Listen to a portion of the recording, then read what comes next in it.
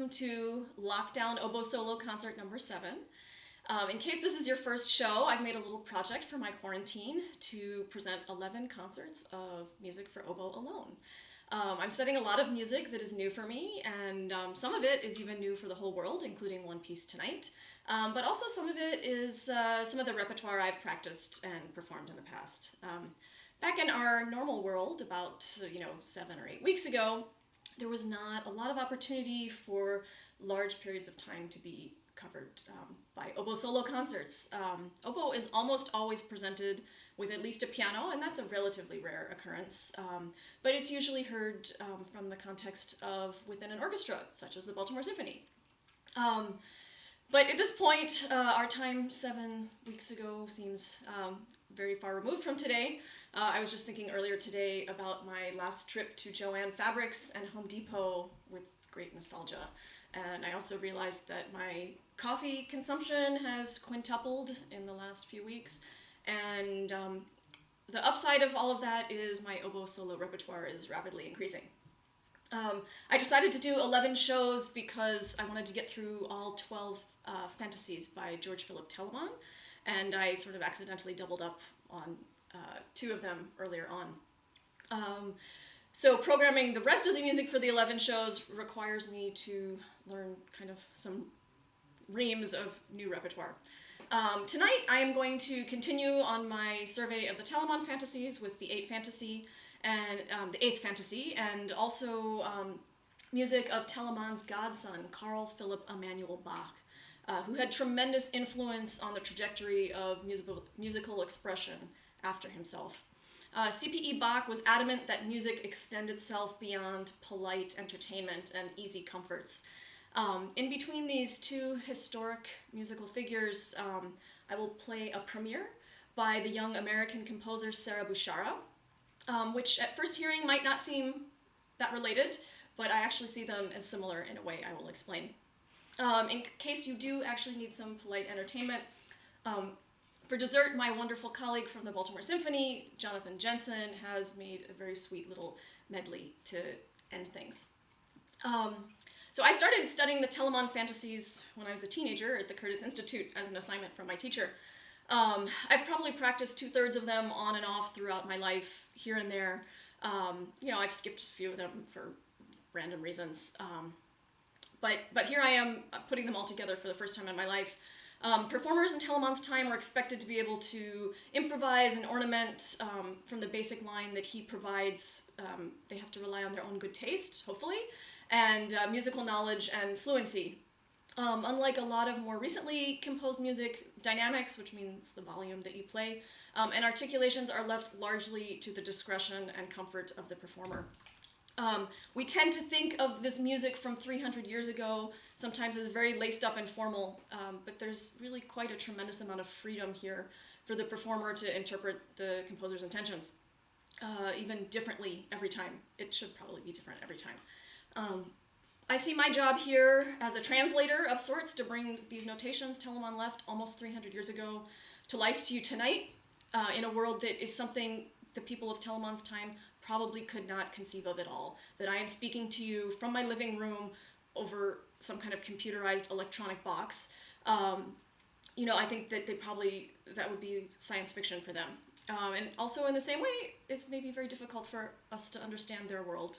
Except maybe in our current situation, it's a little easier. Anyway, this is the 8th fantasy in E minor. Like most of these fantasies, it comes in 3 parts. It's short, it's about 5 minutes long. I hear quite a bit of angst and urgency in this one, probably related to the key. Uh-oh. Okay, I'm sorry that the video is barely working. I had turned the levels down. Well, let me know if it gets better. The sound is okay? Yikes, sorry. This is all new for me. Okay, it's better. Sorry, it's probably the internet upload speeds. Anyway, this is E minor, quite a bit of angst and urgency, 3 movements. It's funny, he ends big. He likes to end strong in the second movement and then end with a very sort of more light character to a dance movement that sort of evaporates at the end. So here we are, Fantasie in E minor.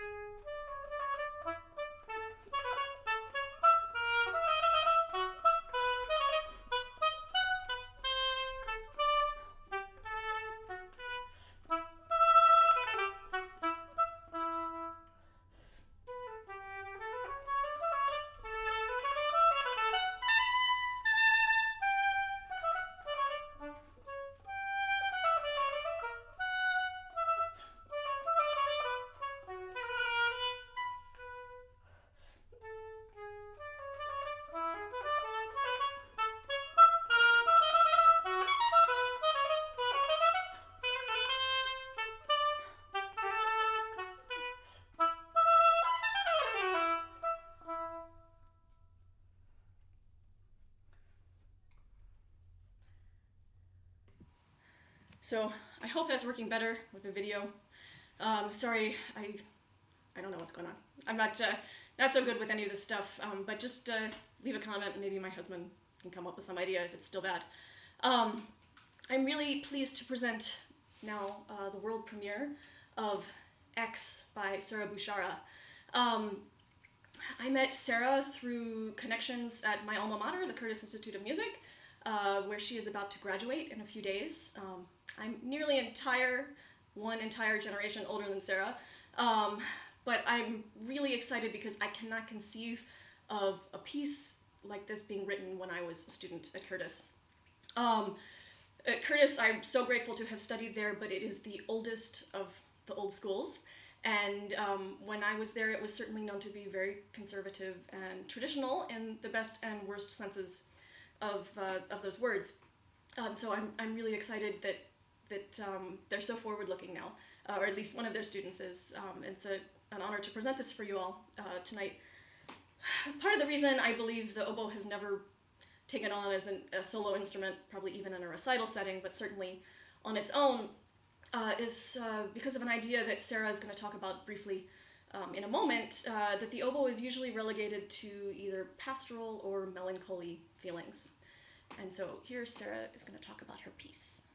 I always find it inherently awkward to talk about music because I feel like music is music, because if the ethos it was supposed to convey could be spoken about, then like maybe it wouldn't have been a piece. One of the really unusual things about this compared to a lot of the music that I play is that there's so much freedom for the performer. You're like, oh, I can end on a consonance, I can end on a dissonance. So you've written in 6 movements. Would you call them movements? Maybe sections, and they all run together, and you have very little notation. It's mostly instruction. We have a lot of freedom with notes and rhythms that we don't normally have. Yeah, in a lot of the solo music that I'm attracted to, be it like Hebrew chant or Telemann fantasias or even the sonatas of like Bartok or Izai, there's like, I don't know, there's a sort of element of the fantastic and a step further than improvisation into a sense that the performer is maybe almost speaking in tongues, or that there's another presence there. So I don't know. I think my goal with this sort of loose instructional way of composing this was to allow for as much catharsis as possible on the performer's part. If it's performed more than once, it'll be very different each time, and that's a good thing, I think. Can you tell us a little bit about the title of the piece? In a way, the title is purposefully ambiguous. Originally, I picked it X as an abbreviation of ecstasy, which abbreviation could either mean representation of or like a truncation of, or an ending of. So yeah, I think my aim was to allow the audience to interpret it in whatever way they liked, but that sort of the two sides of the coin that I wanted to present were the rapturous qualities of ecstasy or exaltation, and then also those of maybe anguish or something a little bit darker. So you wrote this, when did you write this? I think a couple weeks ago, very recently, just for this occasion. So in coronavirus times, did that play any role in the piece, do you think?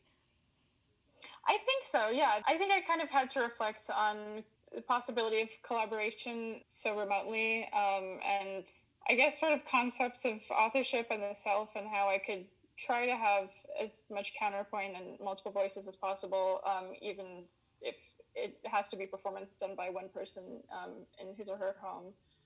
So that's kind of where the tape element comes in. So let's talk about the beginning a little bit, if you don't mind. It's a gesture that isn't used much for the oboe, but it's one that I'm attracted to because I think it's assumed that most oboe music is either like pastoral and very calming, or just melancholic and sad. But I don't know, I wanted this part of the piece and the whole piece to kind of capture something that I think the oboe does very well, that's maybe not explored as much as I think it should be.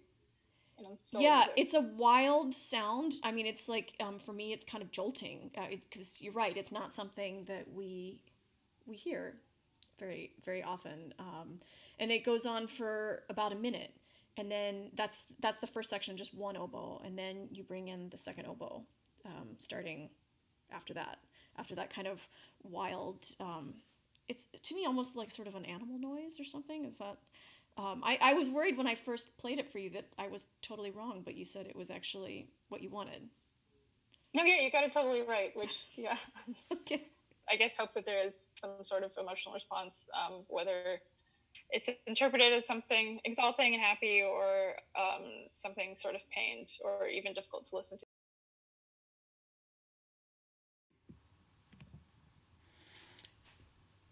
So here we are, the world premiere of X by Sarrah Bushara. Sarrah mentioned to me early on that she was inspired by the atmosphere of trance and rapture that she finds in the paintings of Cy Twombly, seen here, also others, but she mentioned that, and this one spoke to me, especially with the beginning. So I wanted to present this piece with a few of those to hopefully provide a frame of reference besides my living room. Also, I am playing Oboe 2 in this tape.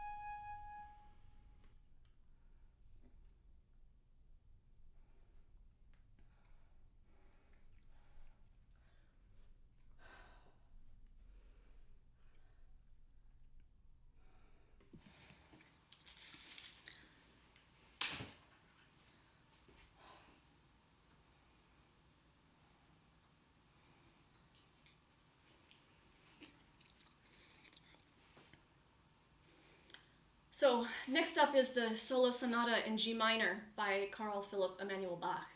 This was written in 1747. Like his godfather, Telemann, C.P.E. Bach was trained as a lawyer.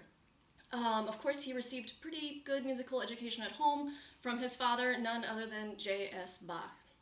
Shortly after his graduation from law school, he received a musical appointment at the age of 26 as harpsichordist to the court of Frederick the Great, and he never worked in law, just as a musician. He never achieved a position as an official court composer, but was a chamber musician and accompanist to Frederick, who was, they say, a pretty competent flute player, for whom this solo sonata was written. C.P.E. Bach was frequently subject of criticism for his unorthodox playing style, and he did a lot of writing, and he wrote about his time in the court being very frustrating and difficult, but that it allowed financially for a lot of freedom for him and a lot of composition and productivity.